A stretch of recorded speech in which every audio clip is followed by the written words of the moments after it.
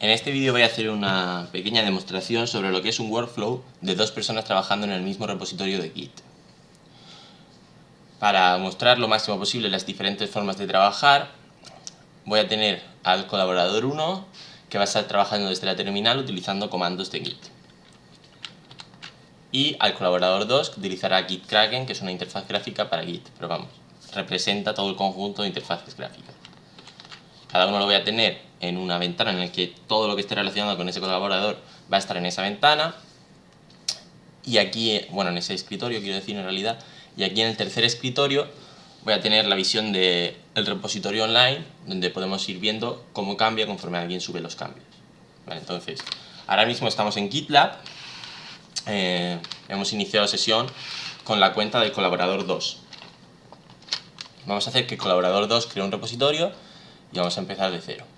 Entonces, crea un repositorio, de nombre le puede poner repo3, que no es porque sea la tercera vez que grabo este vídeo, ni mucho menos.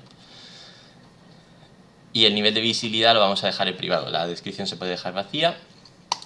Y vamos a inicializar el repositorio con un readme, que es un fichero como de descripción del repositorio, y lo normal es tener uno, aunque en este caso no sé si lo pondrá vacío o con una línea básica, ¿no? Bueno, en el caso, creamos el proyecto.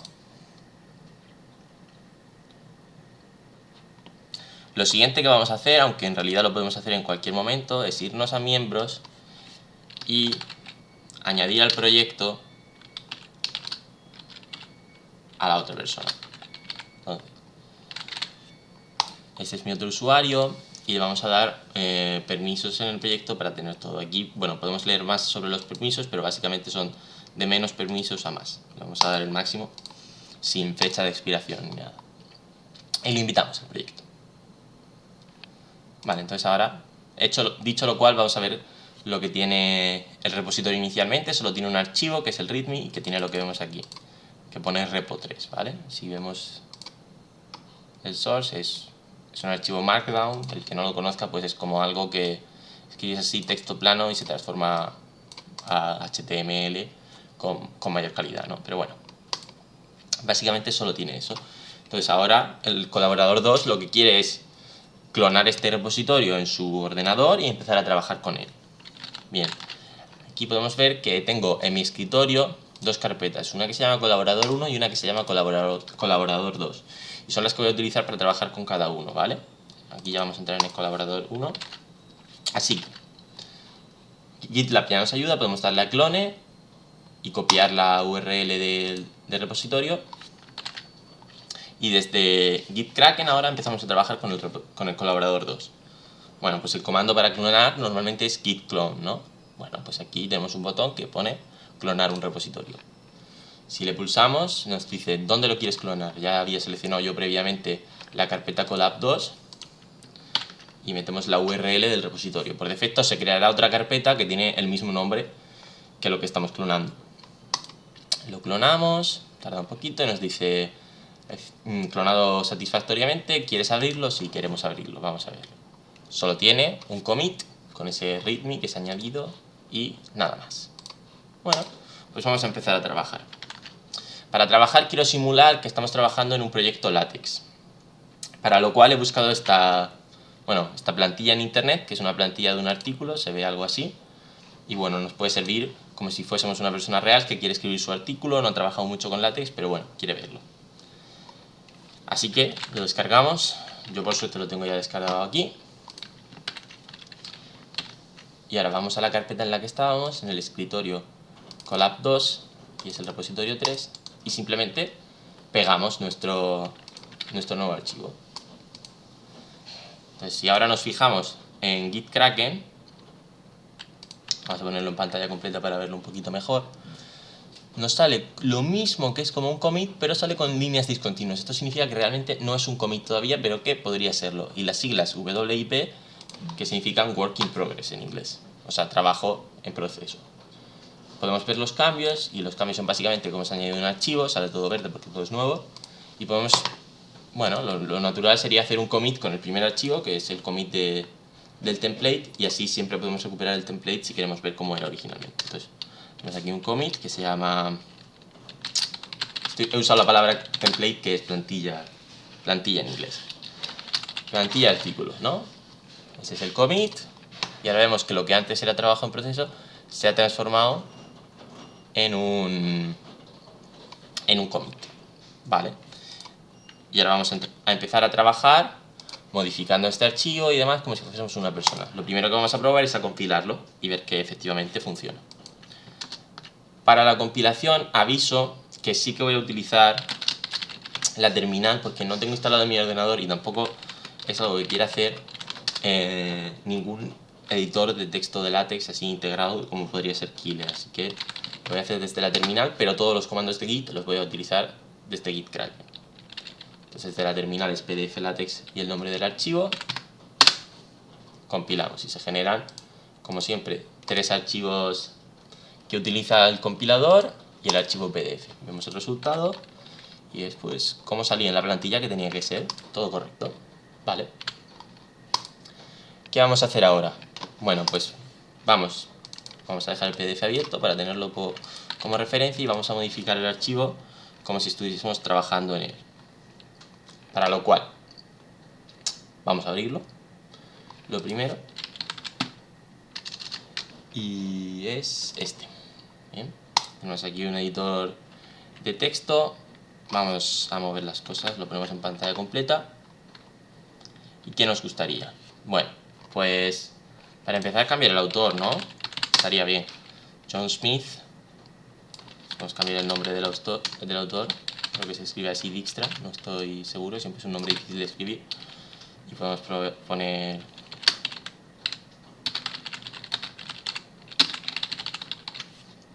un agradecimiento, por ejemplo. La universidad la cambiamos también.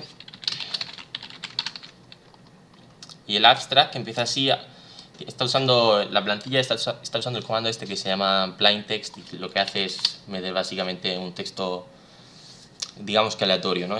Para hacer plantillas está muy bien para generar un fichero con texto y no llenar todo esto de texto. De hecho, todo esto ocupa 181 líneas y salen 3 páginas.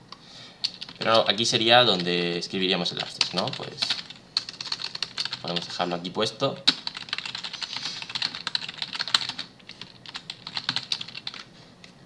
Bajamos para abajo y vemos que tenemos ya los contenidos del artículo. El título lo vamos a dejar y vamos a borrar todos los contenidos. Vamos a dejar la introducción y ahora escribimos la nuestra. Borramos métodos, borramos resultados, borramos la discusión esta y la lista de referencias la podemos dejar para tener algo. Entonces, aquí en la introducción podemos cambiarla por la nuestra, suponemos que somos una persona trabajando.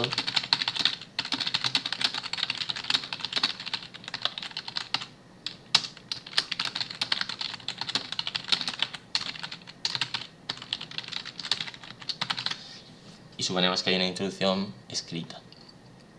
Vale, ahora vamos a cambiar una cosa. Vamos a suponer que nos hemos equivocado. Y en vez de escribir introducción correctamente nos ha faltado la tilde, ¿vale? Y lo vamos a hacer así para después poder corregirlo con el colaborador 1 y ver cómo se pueden ver los cambios que ha hecho el otro y revisar, ¿vale? Aunque normalmente en un editor de texto pues probablemente nos saldría una línea roja por debajo como que es una falta de ortografía. Bien, una vez que hemos terminado de editar el archivo, pues un proceso normal sería compilarlo, ver cómo queda y bueno, hemos cambiado el autor, hemos quitado el abstract, hemos puesto gran persona, mejor escritor y hemos añadido una introducción, ¿no? Estupendo. Pues, ¿qué hacemos ahora? Pues, de alguna manera, registrar los cambios que hemos hecho. Volvemos a tener la marquita esta de que hay cambios en nuestra carpeta que no corresponden al último commit, que era este. Hay diferencias, ¿no? Entonces, las diferencias las tenemos aquí puestas. La primera es que hemos modificado el archivo article2.txt, ¿vale? Que es lo que significa este simbolito del lápiz. Y la segunda es que hemos añadido, por eso hay más, 4 nuevos archivos, que son los que resultan de la compilación. Ahora bien, no nos interesa incluir esos archivos en el repositorio porque se generan automáticamente compilando y no sirven para nada, por lo menos al usuario. Así que lo que vamos a hacer es crear un nuevo archivo, el archivo que ya hemos visto que se llama gitignore, y poner que no nos registre esos archivos. Entonces queremos ignorar de alguna manera todos los archivos que acaben en aux, que acaben en log, que acaben en out e incluso que acaben en PDF, porque el PDF tampoco lo queremos registrar, ¿vale? Y en cuanto guardamos el archivo, fijaros que desaparecen esos cambios de ahí. Sí que aparece el nuevo cambio de que hemos creado este archivo, pero ya no nos permite, por lo menos de forma manual, registrar esos cambios. O sea, de forma automática, quería decir. Entonces, por ejemplo, ahora si queremos añadir todo, pues podemos pulsar el botón y sabemos que solo se añade, siempre que pulsemos este botón se va a añadir todo, pero que todo no incluye los archivos de la compilación. O sea, de aquí al futuro que trabajemos con este proyecto podemos pulsar ese botón. Bueno, pues digamos que el colaborador 2 ha terminado de trabajar por hoy y ahora quiere subir al repositorio todo. Tiene que hacer commits con los nuevos cambios, entonces vamos a separar los cambios de manera lógica. Vamos a hacer un commit que sea añadido el gitignore para ficheros LaTeX.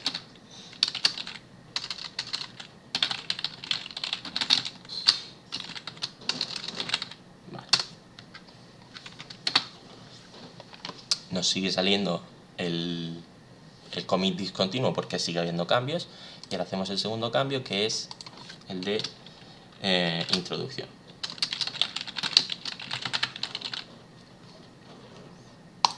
Vale. Y fijaros que Gitkraken nos marca aquí la diferencia. Aquí tenemos un fichero, o sea, en qué punto está la rama, que se llama master por defecto siempre, de GitLab, ¿no? Porque todavía no hemos subido los cambios a internet, y aquí es donde está la nuestra, que está 3 commits por delante. Pues ahora el colaborador 2, pongamos que hace un push. Sube los cambios.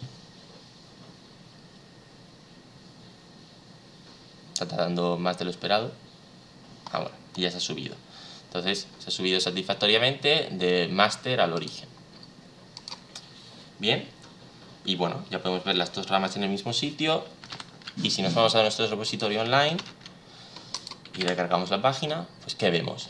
Que salen ya los archivos que habíamos incluido, y a la derecha de cada archivo sale el último commit que lo ha modificado. Entonces el readme, por ejemplo, no ha sido modificado desde el commit inicial. Incluso el momento en el que se hizo ese commit. Vale, pues digamos que el colaborador 2 ha terminado de trabajar y vamos a pasar al colaborador 1. El colaborador 1 trabaja de manera diferente. En este caso vamos a simular una persona que se siente cómoda con la terminal, puede ejecutar los comandos y va a hacer todo desde ahí, ¿vale? Entonces, lo primero vamos a copiar, como antes, la URL de la dirección del repositorio, que en realidad es privada. Si no estuviésemos registrados con esta cuenta no podríamos verla, o con una cuenta que tuviese acceso. Pero cuando incluimos a alguien entre los miembros le llega un correo que le envía el enlace, ¿vale? Entonces, de alguna forma, lo primero que tenemos que hacer, como antes, es clonar el repositorio. ¿Cómo se hace? Pues en vez de pulsar en clonar, pues git clone y el parámetro que hace falta, que es la URL del repositorio. Estamos en la carpeta collab1, como aquí. Si le damos a enter, nos pide nuestro nombre de usuario, le metemos la contraseña y se clona. Si no tuviésemos permiso, no nos dejaría clonar el repositorio. Vale, vamos a entrar y lo que vemos precisamente son los cambios que teníamos antes. ¿Qué va a hacer ahora el colaborador 1? Bueno, pues vamos a suponer que hace un trabajo habitual. Lo primero que quiere es saber qué ha hecho el otro de cambios desde la última vez que estuvo. Entonces, con el comando git log puede ver los últimos commits. Y vemos aquí el commit inicial, que después se ha añadido la plantilla para el artículo. Claro, si el commit tiene una descripción correcta para lo que ha hecho, pues ya sabemos lo que ha hecho sin necesidad de mirar los cambios. Que ha añadido un fichero gitignore para la compilación de LaTeX, y este me interesa, ¿no? Ha escrito la introducción, algo que quiero revisar. Vale, pues fijaros en lo que pone aquí. Head apunta a master. Head, por defecto, es el estado actual del repositorio, el commit sobre el que el repositorio está basado, por así decirlo. Entonces, por ejemplo, cuando sale lo de work in progress, lo que hace es comparar el estado del repositorio con el head, que es el momento en el que estamos. Entonces, para ver las diferencias, siempre se utiliza el comando git diff, pero por defecto el comando git diff lo que muestra es las diferencias del directorio actual con head. Y claro, no hay diferencias porque lo acabamos de clonar. Si queremos mostrar las diferencias con el commit anterior a head, pues podríamos usar este código. Le damos a git log, copiamos el código. Lo copia mal. Bueno, vamos a suponer que lo ponemos y funciona, ¿no? Tampoco hace falta hacer una demostración porque hay una forma mucho más sencilla, que es simplemente poner git head y la virulilla, y eso es un commit anterior al head, que también se puede poner así, o si queremos 2 commits antes o 3 commits antes. Entonces, si comparamos con git head -3, nos salen todos los cambios. En el fichero git ignore se ha creado new file, ¿no? Cuáles son las líneas que tiene, y lo mismo para el fichero article2.txt, y ahora nos sale todo. Pero vamos, como lo que nos interesaba era la introducción, vamos a comparar con el último commit. ¿Y qué vemos? Bueno, vamos a ponerlo un poquito más pequeño. Ha cambiado el autor, efectivamente, todo eso lo comprobamos, etcétera. Y vamos aquí, vamos a ver la introducción que ha escrito y nos damos cuenta que tiene una errata. Introducción está escrito sin tilde. Pues con las mismas abrimos nuestro editor de texto. Por ejemplo, las personas que trabajen con la terminal pues estarán acostumbradas a utilizar un editor de texto en la terminal, que de hecho es el mismo que habéis visto antes. Y donde está la introducción, sustituye ese cambio. Cierra. Y si ahora hace un div, ¿qué va a ver? ¿Cuáles son los cambios en el estado actual del repositorio con respecto a head? Bueno, pues hemos incluido, o sea, hemos cambiado esa línea de la O sin tilde a la O con tilde. ¿Y en qué sentido es mejor la terminal? Bueno, la terminal siempre nos da muchas más posibilidades. Por ejemplo, en Gitkraken podemos ver las diferencias, efectivamente, de cada commit, pero tampoco nos deja customizar mucho las diferencias aparte de la forma en la que la vemos, pero que la forma es casi lo menos importante.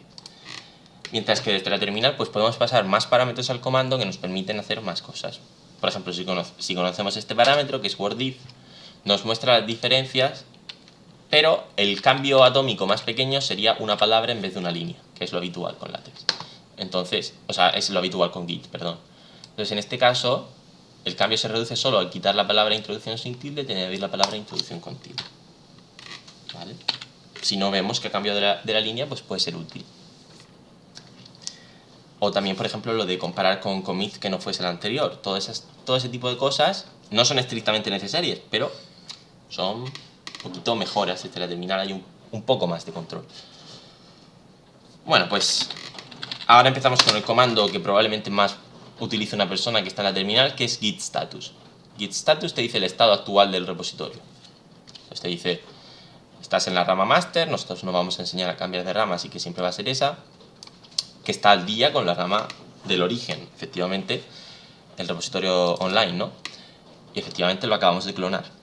Y te dice cambios que no has metido la staging area, ¿no? No es not staged for commit. Y te hemos modificado el artículo 2, el fichero article2. Vale, pues entonces vamos a hacer un commit con los cambios. Primero añadimos los cambios a la staging area y mirad cómo saldría el git status ahora. Ahora nos saldría changes to be committed. Y ahora podemos crear un commit que ponga, pues, corregida errata en la introducción. Y si ahora le damos a git status, no hay cambios porque hemos actualizado el head, es decir, ahora estamos en un commit más adelante, con respecto a ese commit no hay ningún cambio. Pero, fijaros, nuestra rama está por delante del origen en un commit. Es decir, tenemos un commit que ellos no tienen. Y ahora vamos a hacer más modificaciones. Bueno, pues vamos al artículo 2. Y vamos a decidir que esta introducción en realidad es mejor de tener un archivo, ¿no?, que tenga todas las definiciones, los paquetes que usamos y demás, y después poner el contenido en un archivo diferente. Así que vamos a editar un nuevo archivo que se llame intro, y lo que vamos a hacer es copiar estos datos aquí y los copiamos. Y aquí simplemente introducimos el contenido de ese archivo. Y por qué no, vamos a crear también la primera sección. Bueno, sí, vamos a crear la primera sección, sect1.text. Y lo mismo, este archivo lo podemos cerrar ya. Abrimos un archivo que sea sect1.text y escribimos la primera sección.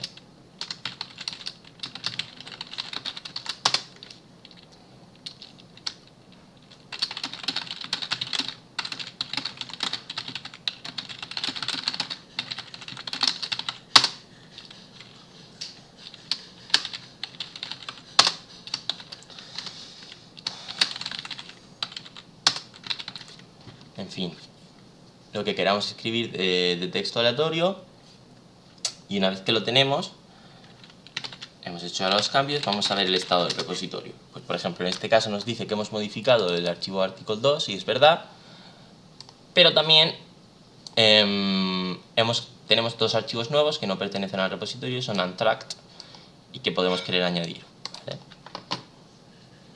¿Qué voy a hacer? Bueno, pues lo siguiente que voy a hacer aparte de eso es decir, bueno, si ahora tenemos estos archivos para donde está el texto, pues lo ideal sería, por convención habitualmente en los proyectos de LaTeX, es que esto se llamase master.text. Pero si hago eso tal cual y hago un git status, ¿el resultado cuál es? Pues que me pone que he borrado un fichero, el article2.text, y he creado un nuevo fichero que no estoy registrando. Y en cierto sentido es verdad. Entonces lo que hay que decirle a Git de alguna manera es que no he borrado ningún fichero, lo que quiero es cambiarle el nombre, ¿vale? Entonces este fichero que se llamaba, vamos a recuperarlo, article2, lo quiero mover con Git. Bueno, pues aunque no lo hemos visto en el artículo, si lo buscamos con Git en internet, Git, how to change the name of a file, por ejemplo, o Git, cómo cambiar el nombre de un artículo, enseguida va a aparecer, y en realidad el comando que hay que utilizar es git move.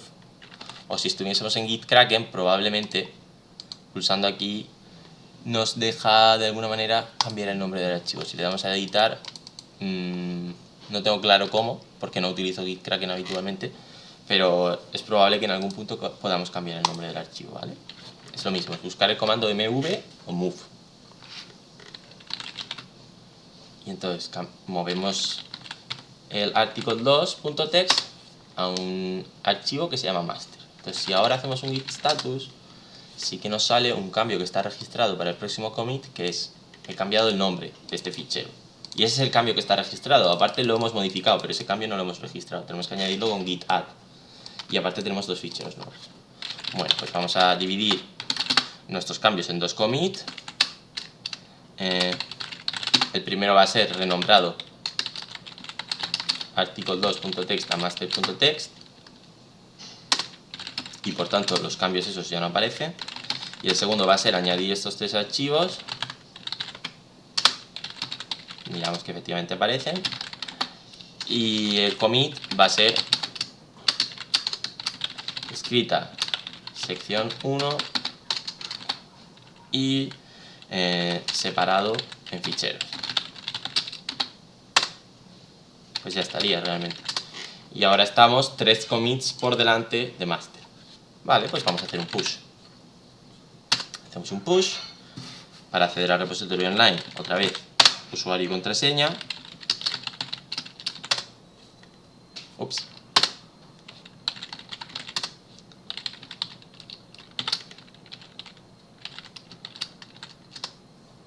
Vale, parece que se ha subido. Importante siempre leer la salida de los mensajes, porque por ejemplo aquí lo he hecho pero me equivoco en la contraseña. Hay que ver lo que pone un poco, pone que la autenticación ha fallado, ¿no? Y si ahora vamos a la página online y recargamos, pues lo que deberíamos ver efectivamente es el nuevo archivo. O sea que así es más o menos como se colabora entre dos personas. Lo único que me falta por añadir, para hacer un ejemplo que sea realista, es, vamos a ver cómo surge un conflicto. Vamos a trabajar entonces con el colaborador 2. Vale, lo primero que vemos en Git Kraken es que en realidad ahora nos pone que master en el repositorio online está 3 commits por delante. Esta información normalmente no la tenemos sin ver el repositorio. Lo que pasa es que Gitkraken, o sin una conexión a internet, lo que pasa es que Gitkraken se conecta periódicamente a internet para comprobar si el estado del repositorio ha cambiado, ¿vale? Entonces nuestro ordenador está en este commit y el master está en este. Entonces si nosotros fuésemos a trabajar y queremos evitar los conflictos, lo que hay que hacer es siempre bajar primero los cambios del otro y entonces modificar encima. Pero en este caso vamos a suponer que estamos trabajando sin internet o hemos visto los cambios y se nos ha olvidado bajarlos, cualquier motivo, pero que estamos a mitad de un commit, para lo cual vamos a modificar algo. Cogemos el archivo article2, fijaros que en mi repositorio, en el repositorio del colaborador 2, todavía se llama article2. Vamos a ponerlo en pantalla completa y vamos a escribir a continuación de la introducción otra sección.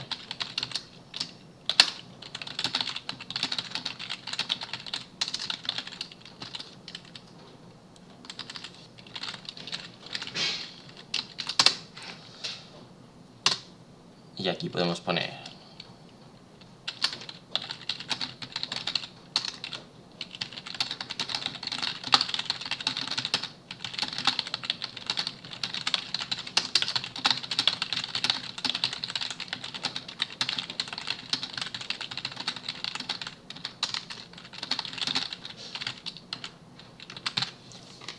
vale, cerramos y otra vez tenemos lo de work in progress, pero antes de hacer un pull, pues vemos los cambios, efectivamente, le hacemos un stage y vamos a hacer un commit.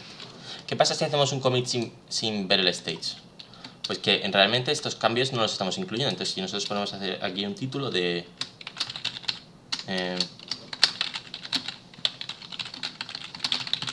escrita sección merge conflict, en principio no nos deja hacer un commit porque está vacío, ¿vale? Esto hay que forzarlo. Entonces lo añadimos, ahora sí nos deja hacer un commit y hacemos el commit. ¿Y ahora qué pasa? No es solo que mi ordenador esté por delante del repositorio online, sino que el repositorio online también tiene cambios que yo no tengo. Es decir, a partir de este punto se separan la historia por un lado hasta aquí y por otro lado sigue por la derecha con estos tres. ¿Qué voy a hacer entonces? Pues si veo esto, voy a intentar hacer un pull y el pull va a hacer un merge automáticamente, es decir, va a juntar todos los archivos. Bueno, pues veámoslo.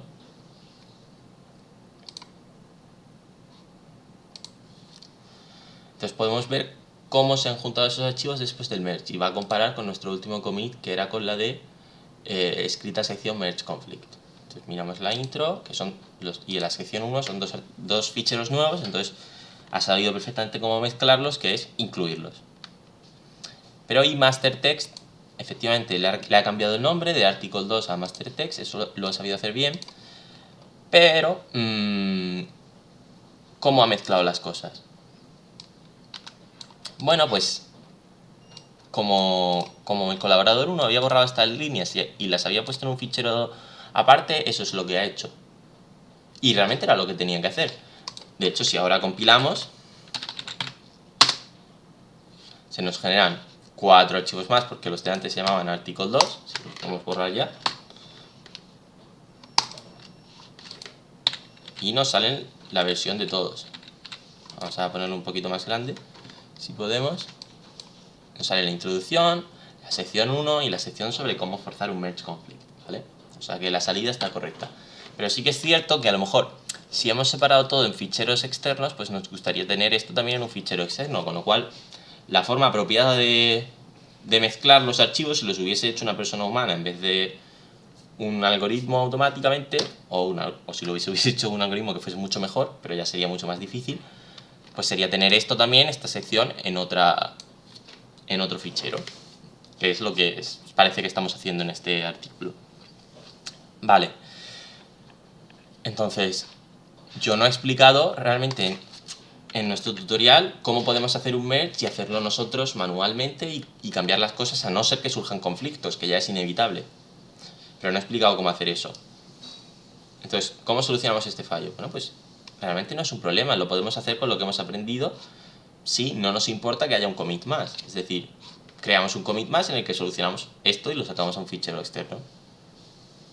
Y evidentemente, la historia pues acabará con más commits que de forma normal, que sería que este commit de merge estuviese bien hecho y no tuviese ahora otro commit después, pero no es tampoco muy importante.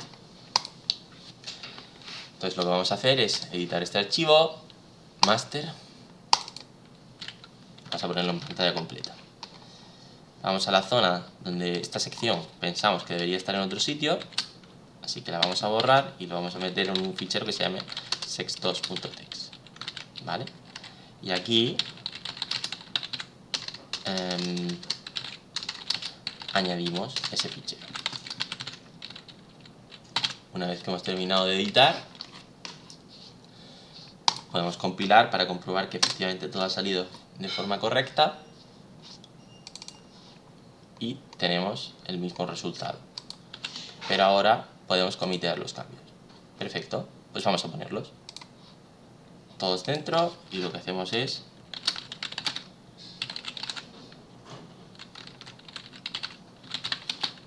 vamos a ponerlo en español.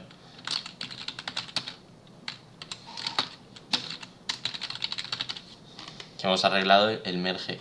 Y incluso podemos poner en la descripción, movida la sección sobre merge conflict a que fue. Vale. Y con las mismas podemos subirlo al repositorio original.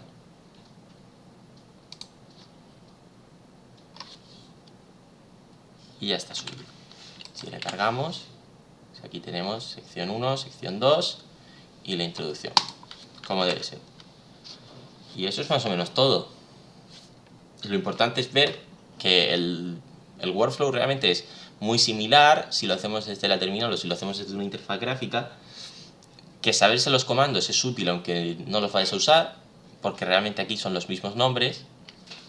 Por ejemplo, stash no hemos visto lo que es, pero hay un comando que se llama git stash. O sea que en ese sentido, o branch, hay un comando que es branch, que es para crear ramas de proyecto, ¿no? Para desdoblar esto. No los hemos explicado, pero existen, ¿no?